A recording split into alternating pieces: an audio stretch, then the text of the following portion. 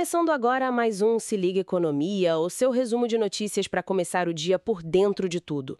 Hoje, 21 de junho de 2025, a gente vai dar uma olhada na volatilidade que marcou os mercados ontem, a nova taxa Selic aqui no Brasil, que chegou a 15%, o lançamento do Pix automático, as tensões lá fora que não dão trégua e como o ouro está ganhando espaço.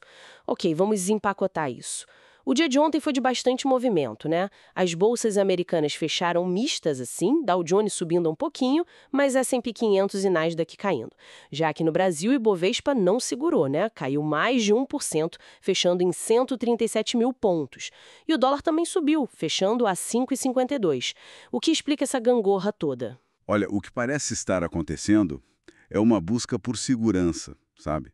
Os investidores estão cautelosos com a geopolítica e também com a política de juros americana. Uhum. Por isso, alguns migram para ações mais tradicionais, que é o caso do Dow Jones, enquanto o setor de tecnologia, o Nasdaq, sofre mais. Entendi. E o Brasil, mesmo com a Selic alta para tentar atrair capital, acaba sendo mais afetado por essa versão a risco global.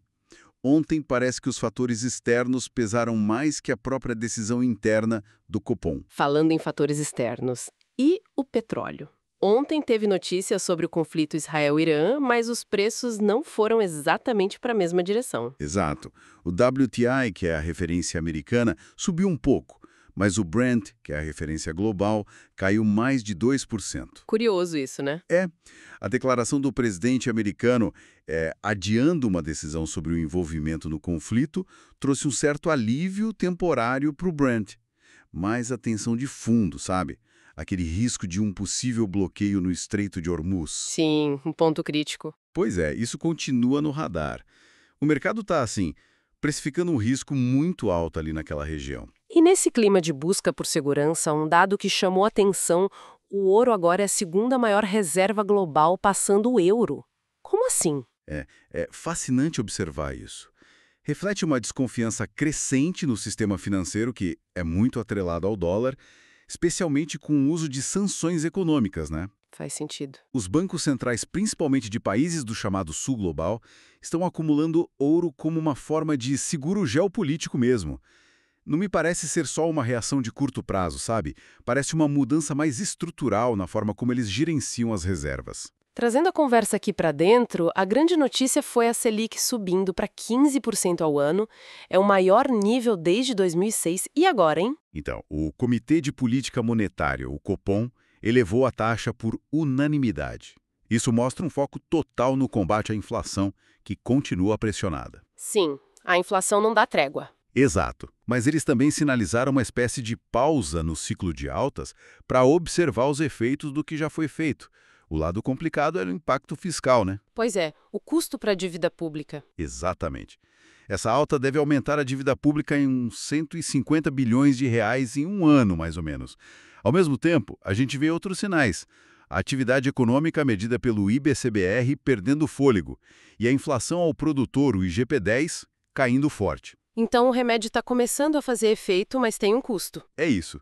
Indica que o aperto monetário está funcionando, mas tem essas consequências fiscais e inatividade. E no meio disso tudo, chegou o Pix automático. Como isso muda o jogo dos pagamentos? Olha, é um passo importante na digitalização. Vai permitir pagar contas recorrentes tipo luz, água, escola, streaming, de forma automática, com só uma autorização.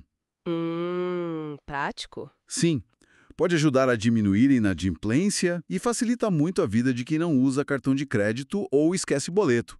Consolida ainda mais o Pix no nosso sistema de pagamentos, né? Com certeza.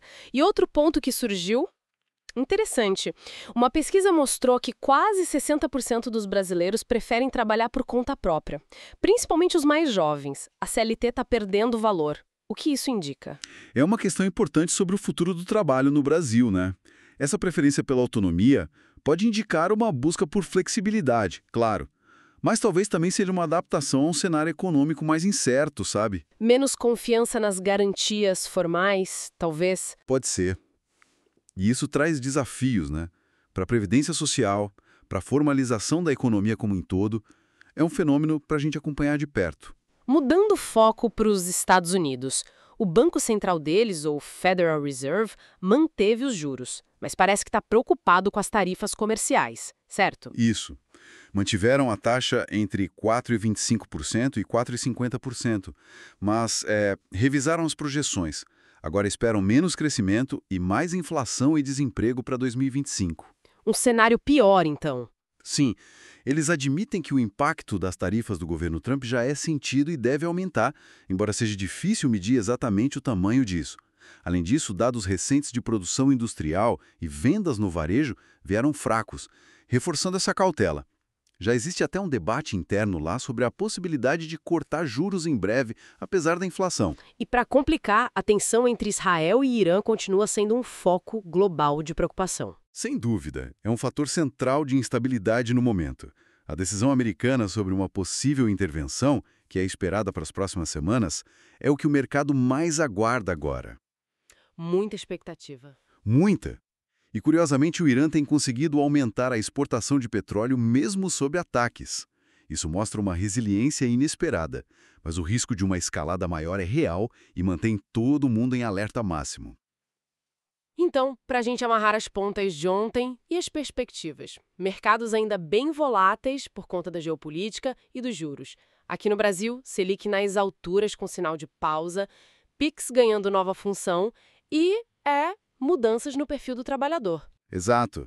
E lá fora, os Estados Unidos lidando com o impacto das tarifas e o conflito no Oriente Médio como ponto crítico, né? É isso por hoje, então. A gente agradece demais a companhia de quem nos ouviu. Continue ligado para mais análises e para ficar sempre por dentro de tudo aqui no Se Liga Economia. Até a próxima!